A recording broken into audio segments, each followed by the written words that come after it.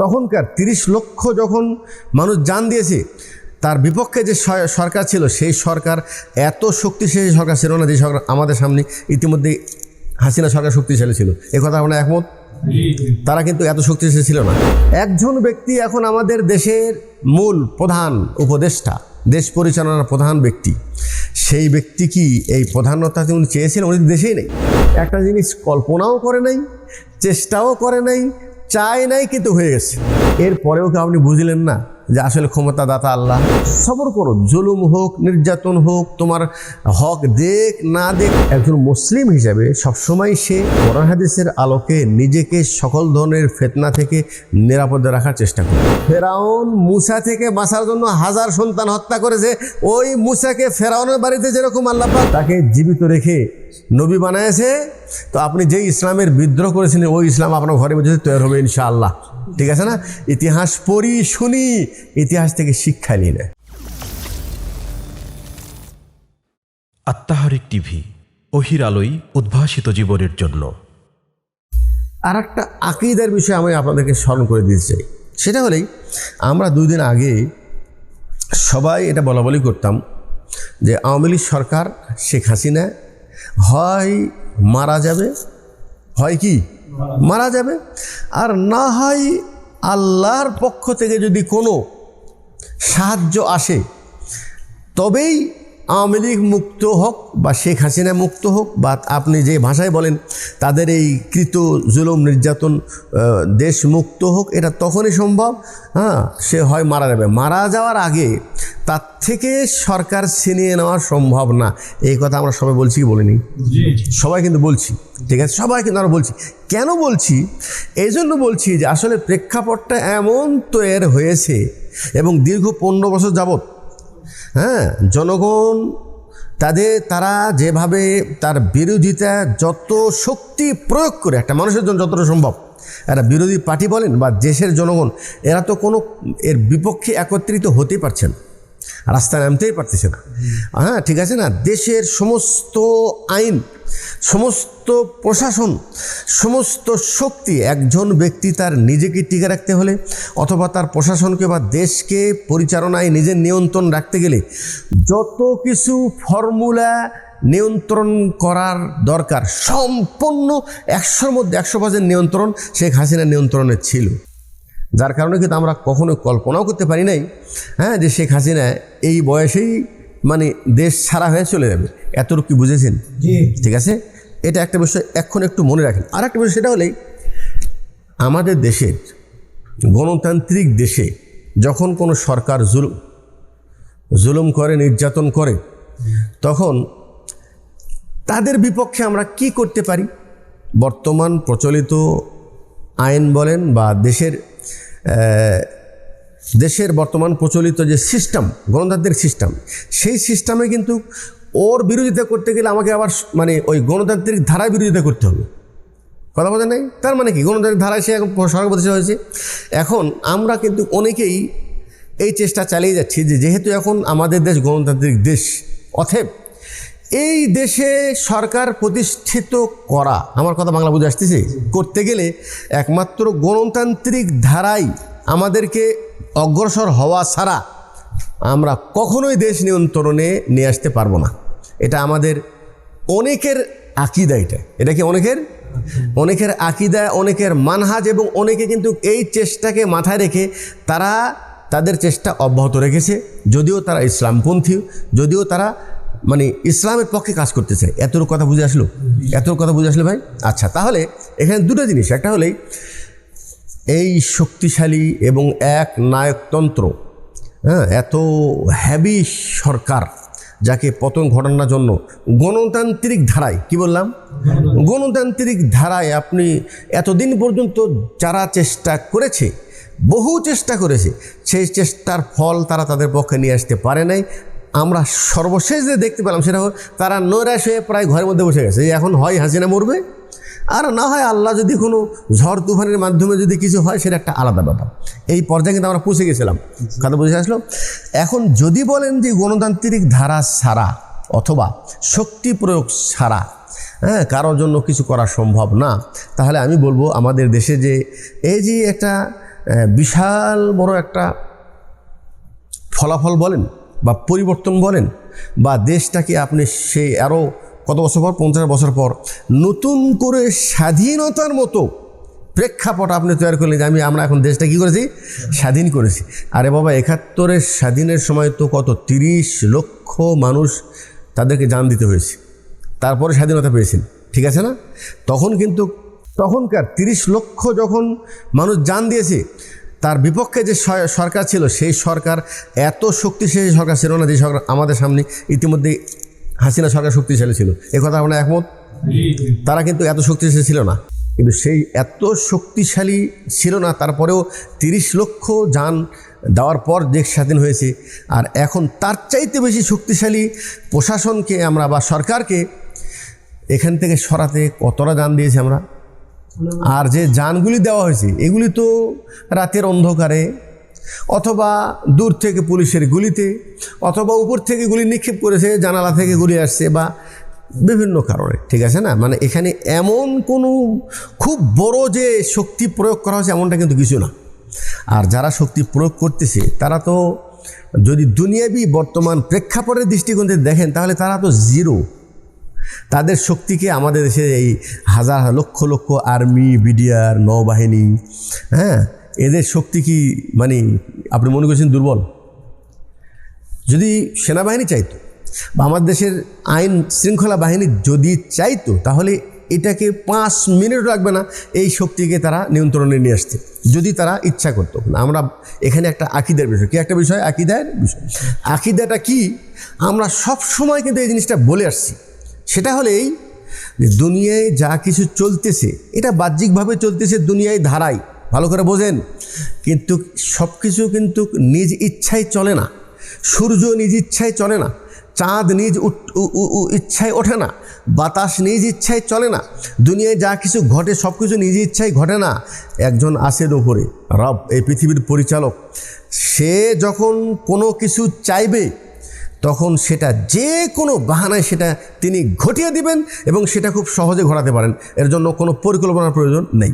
আমার মনে হয় আমাদের দেশের বর্তমান এই ঘটনাটা আমাদেরকে ঈমান, আমরা যদি সত্যি কথা ঈমানের অর্থ বুঝি তাহলে আমাদের এই ঘটনাকে কেন্দ্র করে আমাদের ঈমান বৃদ্ধি পাওয়া উচিত।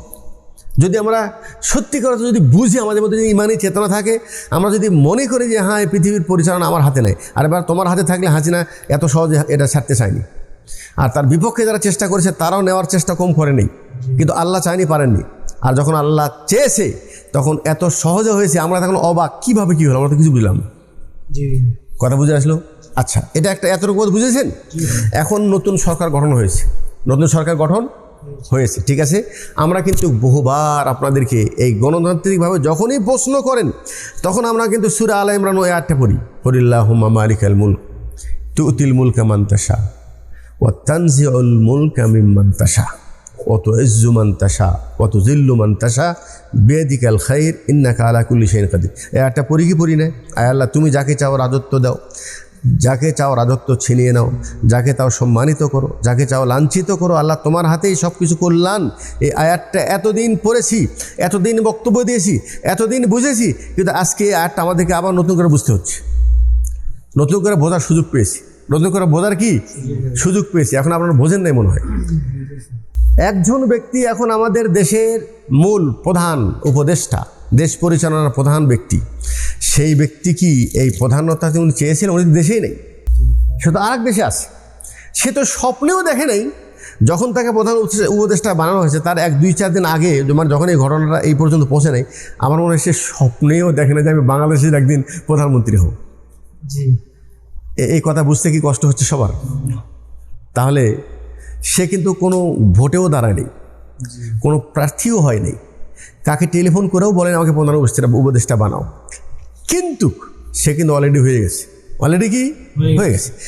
আরও আশ্চর্যের বিষয়, যেই ছেলেরা শুধুমাত্র সরকারি চাকরি পাওয়ার জন্য রাস্তায় নেমে কোঠা চাকরি আমি পাবো কি পাবো না সে তো পরের ব্যাপার, মানে আমাদের পক্ষে যেন কিছুটা সরকারি সহানুভূতি বেশি পাই, এই এতটুকু সহানুভূতি নেওয়ার জন্য তারা রাস্তায় নেমেছিল, ঠিক আছে।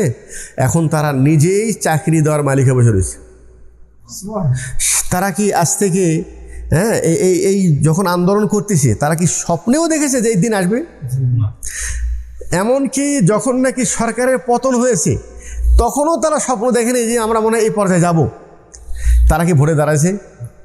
তারা কি উপদেষ্টা হতে চেয়েছে? চাই নাই। এর সাথে সাথে আরও যারা বাকি উপদেষ্টা যারা আছে, আমার মনে হয় সবার জন্য এটা একটা মানে সোনার সোহাগা। একটা জিনিস কল্পনাও করে নাই, চেষ্টাও করে নাই, চায় নাই, কিন্তু হয়ে গেছে। এরপরেও কি আপনি বুঝলেন না যে আসলে ক্ষমতা দাতা আল্লাহ? এখন কি বোঝেন নাই? এতটুকু বুঝেছেন? এখানে আর একটা পয়েন্ট বোঝেন, এটা ভালো করে, খুব গুরুত্বপূর্ণ কথা। আপনাদের মাধ্যমে আমি আমাদের বাংলার সমস্ত বাংলাভাষী ভাইদেরকে কথাটা আমি মেসেজ আকারে দিচ্ছি, ঠিক আছে না? সেটা হলে আল্লাহ আয়াতে বলছেন তুতিল মুলকা মান তাশা। ভালো করে বোঝেন। এই দেখেন, এই প্রেক্ষাপটের সাথে আয়াতের অর্থ দেখেন। আয় আল্লাহ, তুমি যাকে চাও তাকে তুমি রাজত্ব দান করো, দিয়ে দাও। তুমি কি করো এটা? জি, এরা এমনি পেয়ে গেছে, এদেরকে দেয়নি? যারা উপদেষ্টা হয়েছে এরা দিয়ে দিয়েছে না? শোনেন, ক্ষমতা আল্লাহ চাইলে চেষ্টা ছাড়াও দিয়ে দেয়, বোঝেন? কিন্তু এর আগে ওয়াতানজিউল মুলকা মিম্মান তাশা, আল্লাহ তুমি যাকে চাও তার রাজত্ব ছিনিয়ে নাও। দেওয়ার সময় সহজে দেওয়া যায়, আর সারার সময় কিন্তু সহজে সারে না। ওটাকে ওটাকে তানজিয়া, মানে তার কাছ থেকে ছিনিয়ে নিতে হয়। দেখেন, কোরআন যে আল্লাহর সত্য বাণী, এটা যে আল্লাহর পক্ষ থেকে ওহী, এর অর্থের মধ্যে যে কত গভীরতা আছে আপনি আঁচ করতে পারেন, কিছুটা আঁচ করতে পারেন। তার মানে আল্লাহ যখন দিয়েছে সহজে দেয়, কিন্তু যখন একটা কারো ক্ষমতা সহজে কিন্তু সে ছাড়তে চায় না, এবং খুব সহজে সেটা তার থেকে নেওয়াও যায় না। তার থেকে কি নেওয়াও যায় না? কথা বুঝে আসলো? তার মানে তার থেকে ছিনিয়ে নিতে হয়, তার থেকেই ছিনিয়ে নিতে হয়। এতটুকু কথা বুঝে আসলো?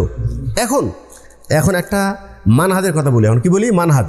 এখন এই যে ছাত্ররা যদি এই বিপ্লব না করত, তারা যদি রাস্তায় না নামতো, তারা যদি চেষ্টা না করতো, তাহলে কি সরকার, তার কি নাম,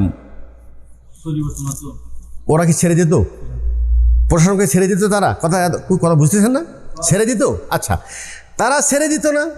আর আমাদেরকে যদি এই প্রেক্ষাপটের আগে যদি জিজ্ঞেস করতেন যে কোরআন হাদিসের আলোকে একটা প্রতিষ্ঠিত সরকারের বিরুদ্ধে বিদ্রোহ করা যায় কিনা, এই ফতোয়া যদি আমাদেরকে কোরআন হাদিসের আলোকে জিজ্ঞেস করতেন, আমাকে বলেন অথবা যত সালাফি আকীদার আলেম আছে যাকে জিজ্ঞেস করতেন, সবাই বলতো না, বিদ্রোহ করা যাবে না।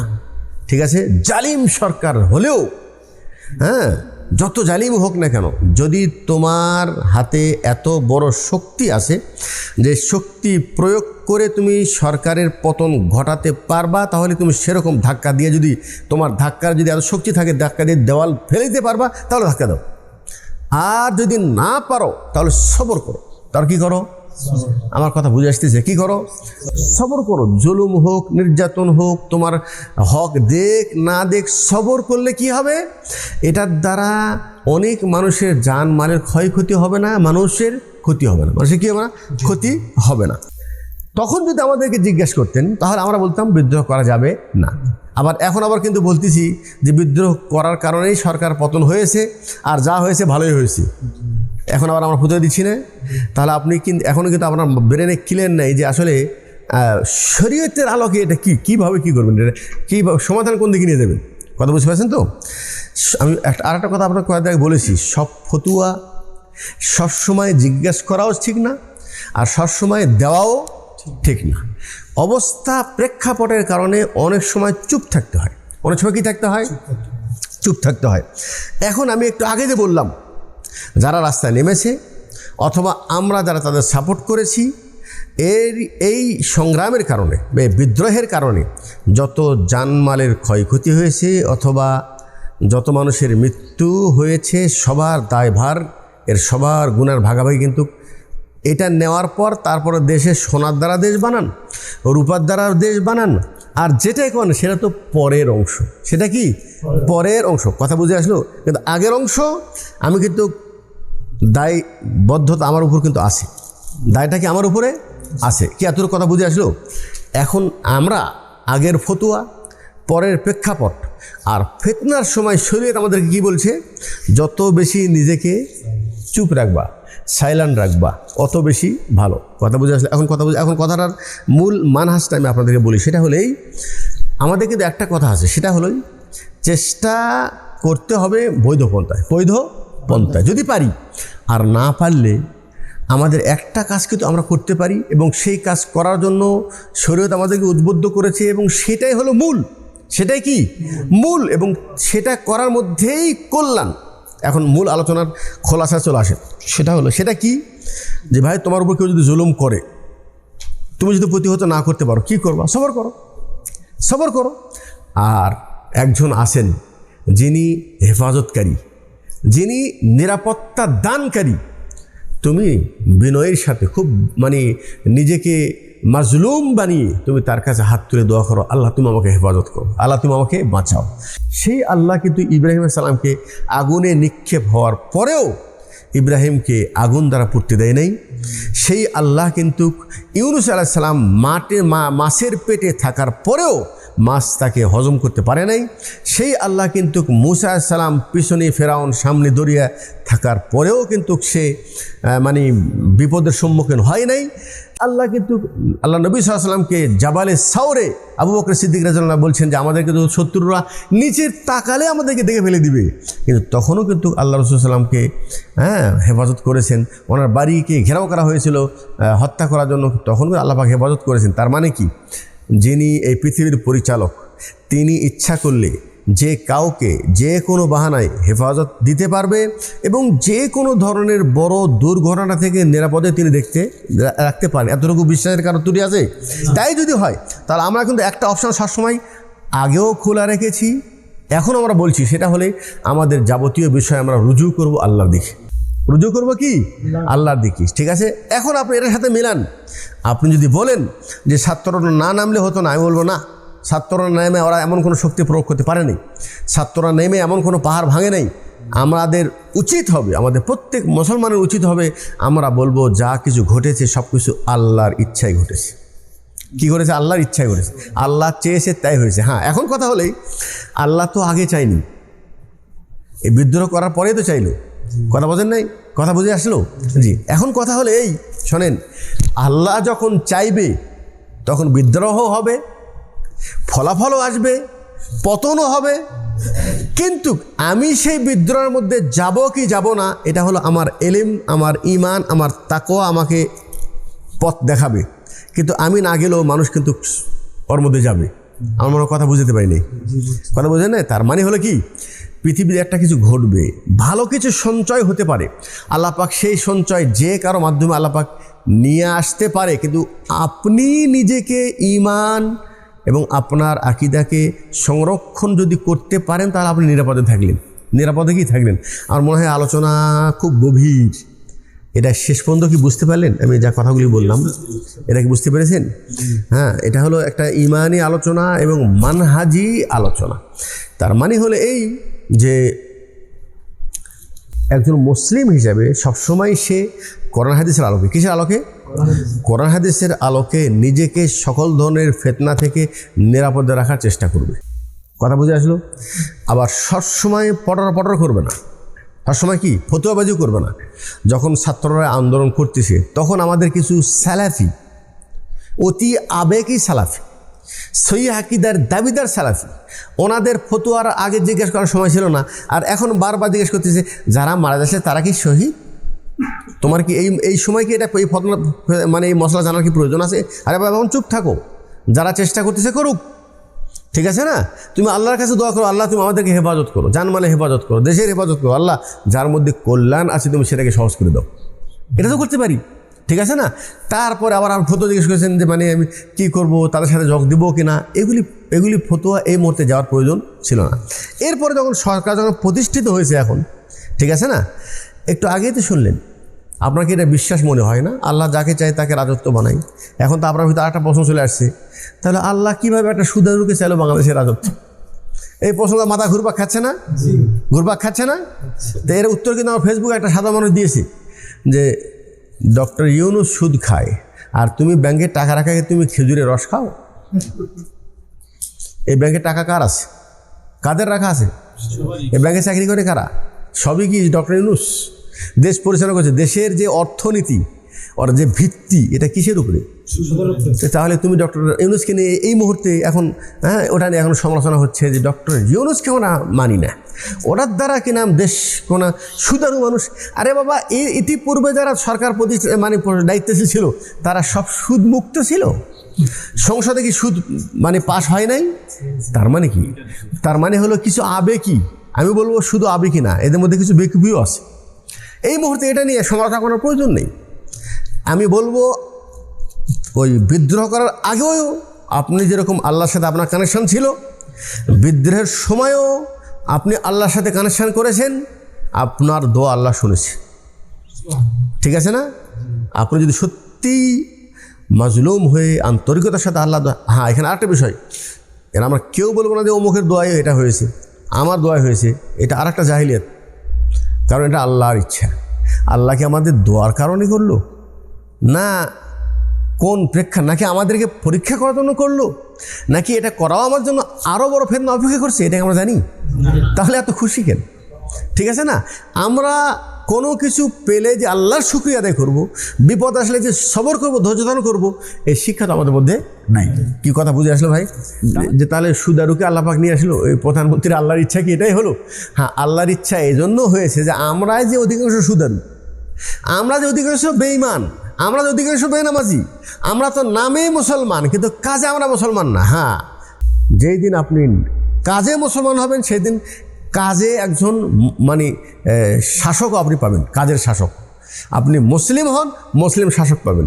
আমরা যেহেতু ফাসেক মুসলমান, আমাদের দায়িত্বশীল আল্লাহ কি দিয়েছে? ফাসেক। আমার কোনো কথা বুঝতে পারি নাই, আমি কাউকে ফাসেক বলছি না ভাই, মানে আপনাদের সমালোচনার কারণে আমি কথাটা বলতেছি আর কি। কথা বুঝে আসলো তো? যাই হোক, কথা আমি গুটিয়ে নিয়েছি, সেটা হলো এই যে এগুলি নিয়ে এখন না করে বরং আপনি, আমাদের আরেকটা দরজা খোলা আছে তো, আর দিন ও নাসিহা, দিন হলো কল্যাণ চাওয়া। কল্যাণ কি চাওয়া? যারা ওনার পাশে আছে, অথবা আমরা দূর থেকে হলেও যদি আমাদের কথা ওনার কাছে পৌঁছাতে পারি, তাহলে আমরা আমাদের সুন্দর ভাষা এবং সুন্দর উপস্থাপনা, দলিল ভিত্তিক কথার মাধ্যমে আমরা আমাদের দাওয়াতটা তার কাছে পৌঁছায় দিতে পারি, এটা কেন পারবো না? আল্লাহ কি বলছেন? ওমা আলাইনা ইল্লাল বালাগ, আমাদের কাজটা হলো পৌঁছানো, ব্যাস। হেদায়েত কার? আল্লাহ কি বলছে আমি তাকে হেদায়েত দেবো না? কি কথা বলছেন? হেদায়েত দেবো না বলতে পারছি? হ্যাঁ, তাহলে হেদায়েত আল্লাহ দিলে তাকে দিতে পারে, সে যদি হেদায়েত পায় আমাদের লাভ আছে না? লাভ নেই। তো যেটা লাভের জায়গা সেখানে আমরা বুঝতেছি না, জানতে শুধু গবেষণা করতেছি, এই করলে এ হবে, সেই করলে সে হবে, কিন্তু আমরা কেউ আল্লাহর সামনে হাত উত্তোলন করছি না। আগে হয়তো মাজলুমের সময় দোয়া করেছি, এখন যে আপনাকে বিজয় দিয়েছে এখন আপনি বলছেন অমুকের কারণে হয়েছে, অমুকের কারণে হয়েছে, অমুকের কারণে হয়েছে, বলছি না, আল্লাহ শুকর আদায় করতেছি না। এখানে আরেকটা কারণ আমি বলি, আমার কথা আপনারা বুঝতে পারছেন? বলছেন ছাত্রর কারণে হলো, দোয়ার কারণে হলো, অমুকের কারণে হলো, কিন্তু আরেকটা কারণ আছে, সেই কারণ এখন মানুষ আবার ভুলে গেছে। সেটা কি? সরকারকে যেরকম ছাত্ররা বেকায়দা ফালাছে, তার চেয়ে বেশি বেকায়দা প্রবাসীরা কিন্তু কম ফালাই নেই। কেউ তো হ্যাঁ না কিচ্ছু বলছে। প্রবাসীরাও কিন্তু তাদের মানে দুনিয়াবী প্রেক্ষাপটে বলছি, গণতান্ত্রিক ধারায় বলছি, তারাও কিন্তু তাদের ধাক্কা, তাদের যেটা করা সম্ভব তারাও কিন্তু সেটা করতে চেয়েছে বা করেছে। কথা বলছেন? এখন কি তাদের কথা আর আলোচনায় আসে না? আসে কি? তার মানে হলে এরা ভোলা ভালা মানুষ, এদেরকে মানুষ মনে করে এরা আমেল, এরা লেবার, এরা ওখান থেকে টাকা পাঠাবে, আমাদের দেশ চালাবে। জি, আপনি রাস্তায় নামেন আর যতই পরিকল্পনা করেন, পরিকল্পনার দেশ চলবে না। দেশের দরকার টাকা, দেশের দরকার কি? টাকা। তাহলে আগের সরকারকে ধাক্কা দেওয়ার সময়ও প্রবাসীদের যেরকম একটা বড় একটা হাত ছিল, এখন যদি দেশের উন্নতি চান তাহলে তখনও কিন্তু প্রবাসীদের বড় একটা হাত থাকবে দেশের পক্ষে। কথা ঠিক আছে? ঠিক নাই? যে তাই যদি হয় তাহলে প্রবাসীদের, এরা এই প্রবাস থেকে যে আমাদের দেশে যে জুলুম নির্যাতনের শিকার হয় এয়ারপোর্ট থেকে নিয়ে একদম মানে বাড়ি পর্যন্ত, হ্যাঁ, বউ রাখা আসলে মনে করে এই বউ মনে হয় এলাকার সবার, প্রবাসীর বউ। আউযুবিল্লাহ, যেহেতু তার স্বামী নেই, যেহেতু কিনা তার স্বামী নেই, বউয়ের যেরকম মনে করে স্বামী নেই, প্রবাসীরা যে টাকা পয়সা রেখে আসছে, জমি জমা রেখে আসছে, সেগুলো মানুষ মনে করে প্রবাসীর, এটা দল কেন খাও। তাহলে আমরা দেশের জন্য চেষ্টা করি, পরিবারের জন্য চেষ্টা করি, কিন্তু আমাদের মূল্যায়ন কিন্তু কোথাও নেই। কোথাও কি নাই। অতএব হ্যাঁ, এই বিষয়টাও বিবেচনা করা উচিত। এই বিষয়টা বিবেচনা করা কি উচিত। সর্বোপরি সর্বশেষ বলবো, আমার শেষ কথা এখন আপনাদের জন্য, সেটা হলেই আমাদের কিন্তু আবেগ কম নেই। আমরাও কি আবেগ কম নেই? আমরা কিন্তু অনেকে ফেসবুকে লিখতেছি এই মুহূর্তে অমুক খতিবের দরকার ছিল, মেম্বার গরম করে ফেলে দিত। আহারে, সর্বোপরি আল্লাহর দিকে ফিরে যান। এই জিনিসটা আমরা কেন যাই না রে ভাই? হ্যাঁ, আমরা আল্লাহর দিকে কেন রুজু করি না? ঠিক আছে, কাজ দ্বারা কোন কাজ হবে? শুধু বক্তৃতা দিয়ে যদি কাজ হতো তাহলে তো বক্তৃতা ইতিপূর্বে কম হয়নি। ঠিক আছে ভাই। হ্যাঁ, আমরা এখন শেষ কথা, সেটা হলেই আমাদের সর্ব অবস্থায় নিজেকে ফিতনা থেকে দূরে থাকতে হবে। ফিতনা সম্পর্কে জানবেন তবেই না ফিতনা থেকে দূরে থাকবেন। কথা বুঝেছিল? এখানে আরেকটা কথা বলে দিই, সেটা হলে আমরা সালাফি আলেমরা এই ফিতনার সময় মানে অনেকটাই আমরা চুপ ছিলাম, তাহলে চুপ থাকার কারণটাও আমার মনে হয় আমার আলোচনায় কিছু যদি বোঝেন ভালো, আর না বুঝলে আমার করার কিছু নেই। আচ্ছা, এটা যেরকম সত্য, আর একটা সত্য, সেটা হলেই আমরা আমাদের সুন্দর ভাষায় কথা বলে যদি সেটার দ্বারা জনগণ বা মানে মানুষের উপকার হয়, আলহামদুলিল্লাহ, সেটা আমাদের জায়গা থেকে মানে বৈধ পন্থা সেটা বলতে হবে, সমস্যার কিছু নেই। তাহলে যেটা সহি মানহাজ, সহি আকিদা যেটা, সেটা হলে কোনো প্রতিষ্ঠিত সরকারের বিদ্রোহ না করা। এটা যেরকম মানহাজগতভাবে এটা একটা সহি মানহাজ, সেটা হাসিনার সময়ও সহি, যখন সরকার ছিল না হ্যাঁ তখনও সহি, এখন উপদেষ্টা আসিছে এখনও কিন্তু মানহাজ ওটাই সহি। কথা মনে বুঝে আসেনি? তার মানে কি, শরীয়ত যদি তখন মানা হতো তখন হাসিনার জন্য নিরাপদ ছিল, ওই শরীয়ত যদি এখন আমরা মানি তাহলে এখন সবার জন্য কিন্তু কল্যাণ এর মধ্যেই। কিন্তু আসলে আমরা এটা বুঝি না, আমরা এটা কি বুঝি না। যা কিছু করি সব আবেগই করি, আবেগও করি। সর্বশেষ কথা সেটা হলে বারবার আমার বক্তব্য কিন্তু এটাই বলছি, আল্লাহ যেটা চায় সেটা হয়, মানুষ যেটা চায় সেটা হয় না। আনতা তুরিদ ও আনা উরিদ আল্লাহু ইয়াফআলু মা ইউরিদ। আমার এটা আরবি, এটা কোরআন না হাদিস না, এটা আরবি প্রবাদ। মানে তুমি একটা চাও আমিও একটা চাই, হয় ওটাই যেটা আল্লাহ চাই। হাসিনা এমনভাবে প্রশাসনকে সাজায়ছে, শুধু সাজায় নেই, আর একটা গুরুত্বপূর্ণ ইম্পর্টেন্ট বিষয় আমি আপনাদের শুধু মানে স্মরণ করে দিই, এটার দ্বারা আপনি ইমানটা তাজা হবে যদি বোঝেন। সেটা কি, আওয়ামী লীগ সরকার কিন্তু মানে এই রাজাকারের একেবারে চিহ্ন বাংলাদেশ থেকে মিটানোর জন্য এমন কোনো চেষ্টা নাই যা করেনি। রাজাকারদের যারা বড় লিডার, জেলে, হত্যা, ফাঁসি সব কিছু করেছে, ঠিক আছে। এবং এখানে রাজাকারটা এমনভাবে সমাজের মাঝে ওটাকে এমনভাবে মুক্তিযুদ্ধের বিপরীত, এটাকে ইতিহাসে লেখে, এটাকে মানে আমাদের নতুন প্রজন্মকে রাজাকার সম্পর্কে এমন ঘৃণা বিদ্বেষ তাদেরকে দেওয়া হয়েছে যে রাজাকার কেউ নিজেকে রাজাকার বললে মানে ও যেন মাথা নিচে হয়ে যায়। কি হয় না ভাই? রাজাকার একটা গালি হয়ে গেছে, কে গেছে গালি হয়ে গেছে, অবস্থা হয়েছে কি হয় নাই? কেন হয়েছে গালি? যে বক্তব্যে রাজাকারের বিরুদ্ধে, পাঠ্যপুস্তকে মানে বইয়ে রাজাকারের বিরুদ্ধে, রাজাকারকে একদম পচায় ফেলে দিছে। এটা সত্য? রাজাকার কি পচেছে? রাজাকার পরে নেই, পচে নেই। যিনি রাজাকারকে পচাতে চাইছিল, এই রাজাকার শব্দটাই, রাজাকার মানুষ না, এই রাজাকার শব্দটাই তার শুধু তাকে না, তার সিংহাসনকে তছনছ করে ফেলে দিছে। যেই রাজাকার কালকে ঘৃণিত ছিল, এখন রাজাকার সেটা এখন মানে গর্বের সাথে বলছি, তুমি কে আমি কে, রাজাকার। যেই প্রজন্মকে রাজাকার থেকে মুক্ত করার জন্য ইসলামী পাঠ্য বই আপনি এটাকে একেবারে মানে ঘৃণা করে ফেলে দিয়েছেন, সেই প্রজন্মের মন থেকে কিন্তু রাজাকারের মানে ঘৃণা আপনি ঢুকাতে পারেন নাই, বরং তারা রাজাকারের পক্ষে চলে গেছে। কি কথা বুঝে আসলো? এটা একটা। আর একটা শিক্ষা, সেটা হলেই আপনি তো শুরু থেকে নিয়ে ইসলামের বিপক্ষে সবই কিছু করেছেন, পাঠ্য বই থেকে ইসলামের শিক্ষা তুলে দিয়েছেন। কি কথা বুঝে আসলো? আমার কথা বুঝে আসতেছে না। আমরা তো কোথাও আলোচনা করতে গেলে, মাহফিল করতে গেলে কত রকম শর্ত সাপেক্ষ, অনুমতি পাওয়া যায় না, এটা সেটা কত ঝামেলা। হ্যাঁ, এই হুজুরের নামলেই, দাড়িওয়ালার নামলেই সবই রাজাকার, নাউজুবিল্লাহ। মানে ইসলামের নাম নিলে কি রাজাকার? এটা একটা আওয়ামী লীগের চরম একটা ভুল ছিল, এটা তাদের একটা ভুল ছিল। যাই হোক, আমি যে কথাটা বলবো শিক্ষা, সেটা হলেই তারা মানুষদেরকে ইসলাম বিমুখী করার জন্য অনেকটা চেষ্টা করেছে, কিন্তু যেই প্রজন্মকে আপনি রাজাকার মুক্ত করতে চেয়েছিলেন, ইসলামের বিদ্বেষ করতে চেয়েছিলেন, আমরা দেখতেছি তারা রাজাকার নিজেকে রাস্তায় নেমে এসে রাজাকারও বলতেছে, আবার আজান দিলে নামাজও পড়তেছে। তাদের চেহারা আমরা দাঁড়িয়েও দেখতে পাচ্ছি। পুলিশরা দাঁড়িয়ে রাখতে পারবে না, কিন্তু পুলিশের ছেলে সে মাদ্রাসায় পড়েও না, ইঞ্জিনিয়ারিং পড়তেছে, ঢাকা ইউনিভার্সিটি পড়তেছে, মাশাআল্লাহ চেহারায় দাড়ি, সুন্দর দাড়ি। কি বুঝলেন? কিছুই বুঝলেন না। শিক্ষা যেটা সেটা হলেই তুমি যা চাও সেটা হবে না, আমি যা চাবো সেটা হবে না।